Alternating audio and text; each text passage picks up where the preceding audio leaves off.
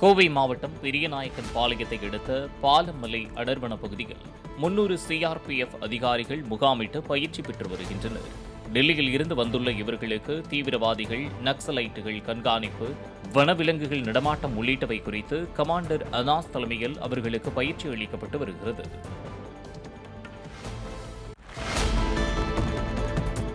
Armstrong கொலை வழக்கில் ஆற்காடு சுரேஷின் மனைவி பொற்கொடியை பிடித்து போலீசார் விசாரித்து வருகின்றனர். ஆம்ஸ்ட்ராங் கொலைக்கு பிறகு ஆற்காடு சுரேஷ் குடும்பத்தினர் மற்றும் உறவினர்கள் தமிழக எல்லை ஓரம் உள்ள ஆந்திர கிராமங்களில் பதுங்கியிருந்தனர். ஆற்காடு சுரேஷ் கொல்லப்பட்டு ஓராண்டு நிறைவடைந்ததை அடுத்து திதி கொடுக்க சொந்த ஊரான ஆற்காடு வரக்கூடும் என கணித்த போலீசார் அப்பகுதியில் முகாமிட்டிருந்தனர். அவர்கள் கணித்தது போலவே பொற்கொடி அங்கு சென்றுள்ளார். அவரை சென்னை அழைத்து வந்துள்ள போலீசார் ஆம்ஸ்ட்ராங் கொலையில் அவருக்கு தொடர்பு உள்ளதா, கொலை திட்டம் குறித்த ஆலோசனையில் பங்கேற்றாரா என விசாரித்து வருகின்றனர்.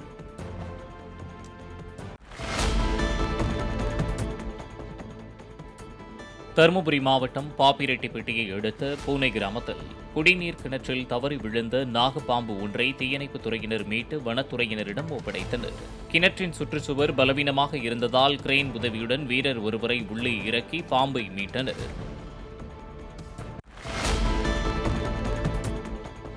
தென்காசி மாவட்டம் குற்றாலத்தில் சுற்றுலா வந்தவர்களை பச்சை குத்த சொல்லி கட்டாயப்படுத்திய ஒரு கும்பல் பச்சை குத்த மறுத்ததால் அவர்களை சரமாரியாக தாக்கியுள்ளனர்.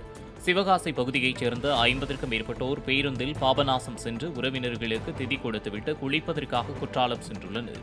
அவர்களில் மருதமுத்து என்பவரை குற்றாலநாதர் கோவில் அருகே பச்சை குத்திக் கொள்ளுமாறு சிலர் அழைத்துள்ளனர். அவர் வேண்டாம் என்று மறுக்கவே ஆபாசமாக பேசி தாக்கியதாக கூறப்படுகிறது. தாக்குதலை தடுக்க முயன்ற மருதமுத்துவின் சகோதரியையும் அவர் தாக்கியதில் அவருக்கு தலையில் 7 தையல் போடப்பட்டுள்ளது.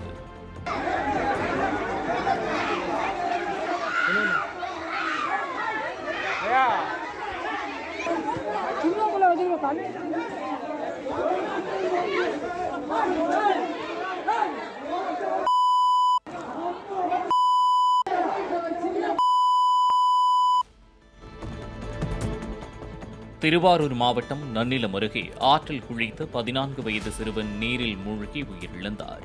காரைக்கால் மாவட்டத்தைச் சேர்ந்த கடலரசன் என்ற அந்த சிறுவன் நன்னிலத்தில் உள்ள தனது சகோதரி வீட்டில் தங்கி பள்ளியில் படித்து வந்துள்ளார். ஞாயிற்றுக்கிழமை தனது சகோதரியிடம் தெரிவிக்காமல் முடிகொண்டான் ஆற்றில் குளிக்க சென்று மாயமானவரை பல இடங்களில் தேடியும் கிடைக்காத நிலையில் தூத்துக்குடி பாலம் அருகே உடல் மீட்கப்பட்டது.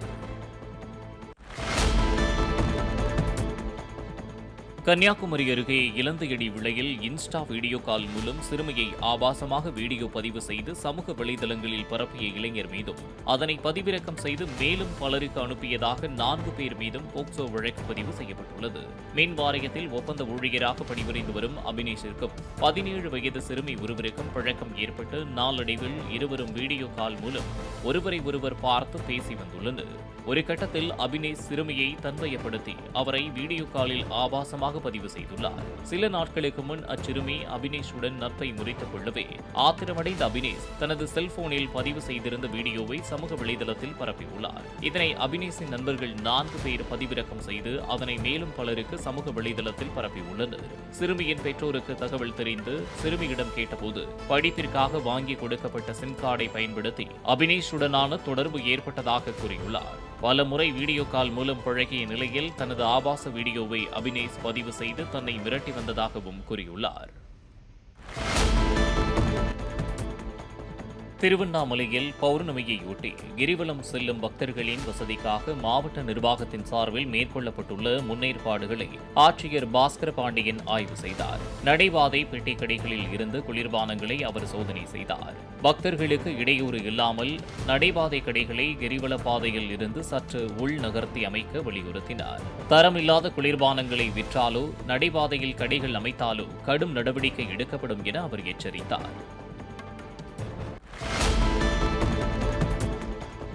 சென்னை பாடியில் அமைந்துள்ள கிரீன் சினிமாஸ் திரையரங்கில் இரவு காட்சி பார்த்துக் கொண்டிருந்த ரசிகர்களுக்கு இன்ப அதிர்ச்சி கொடுக்கும் விதமாக நடிகர் விக்ரம், இயக்குநர் ப. ரஞ்சித் உள்ளிட்டோர் அங்கு விசிட் அடித்தனர். படத்தின் இடைவெளியின் போது திரையரங்கிற்குள் சென்ற இருவரும் ரசிகர்களிடம் கலந்துரையாடினர்.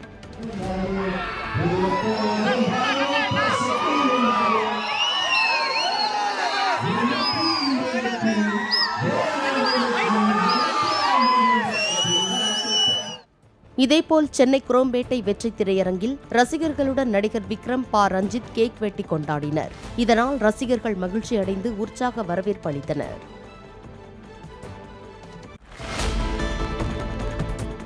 திண்டுக்கல்லில் நடைபெற்ற கல்லூரிகளுக்கு இடையே மாநில அளவிலான கால்பந்து போட்டியில் திண்டுக்கல் GTN கலைக்கல்லூரி வெற்றி பெற்று கோப்பையை வென்றது. தமிழகம் முழுவதும் இருந்து 16 அணிகள் கலந்து கொண்ட நிலையில் இறுதிப் போட்டியில் GTN கல்லூரி அணியும் கோவை ரத்தினம் கலைக்கல்லூரி அணியும் மோதின.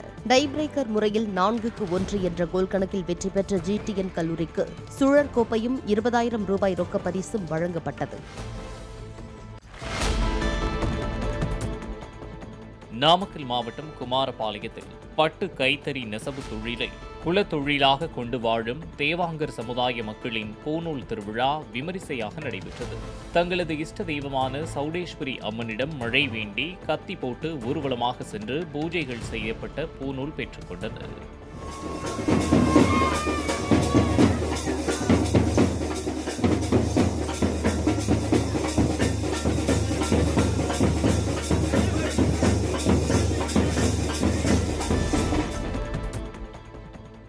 குற்றாலத்தில் கடந்த 16ஆம் தேதி தொடங்கிய சாரல் திருவிழா இன்று மாலையுடன் நிறைவடைய உள்ள நிலையில் சுற்றுலா பயணிகளின் வருகை அதிகரித்து காணப்பட்டது. இரவு நேரத்தில் மெயின் அருவியின் மேல் பல வண்ண விளக்குகள் ஒளிர விடுவதை சுற்றுலா பயணிகள் ரசித்து சென்றனர். கலைவாணர் அரங்கத்தில் நடைபெற்ற கலை நிகழ்ச்சிகளையும் பார்வையாளர்கள் கண்டு களித்தனர்.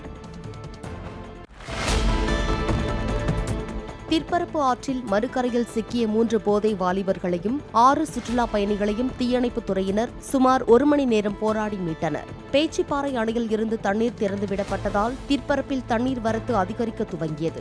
ஆபத்தை உணர்ந்த போலீசார் குலசேகரம் தீயணைப்புத் துறையினருக்கு தகவல் கொடுத்தனர். ஆற்றின் குறுக்கே கயிறு கட்டி மறுகரைக்கு சென்ற தீயணைப்பு வீரர்கள் அப்பகுதியில் நின்றிருந்த 6 சுற்றுலா பயணிகளை முதலில் மீட்டனர். பின்னர் மதுபோதையில் இருந்த 2 வாலிபர்கள் உட்பட 3 வாலிபர்களையும் சிரமப்பட்டு மீட்டு வந்தனர்.